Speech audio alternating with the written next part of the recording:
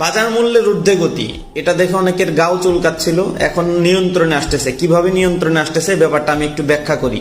যেহেতু আমি একজন উদ্যোক্তা, আমি বিভিন্ন জায়গা থেকে কৃষি মালামাল কিনে ঢাকা কাউরান বাজার পাঠাতাম, তা আমি এই ব্যাপারটা ভালো করে এক্সপ্লেন করতে পারবো। আমরা যখন কৃষকের কাছ থেকে, ব্যাপারটা শুরু হয় কোন জায়গা থেকে, কৃষকের কাছ থেকে যখন কোনো মাল কিনতাম, ধরুন আমি উদাহরণস্বরূপ পেঁপে দিয়ে উদাহরণ দিই, একজন কৃষকের কাছ থেকে কিনতাম, তখন ওইখান থেকেই সিন্ডিকেটটা শুরু হয়। কৃষক মালিক 500 টাকা মনের জিনিস 600 টাকা বিক্রি করতেছে, বলে কয়েই বিক্রি করতেছে। কেন? কারণ তাকে প্রতি মনে 100 টাকা করে চান্দা দিতে হবে।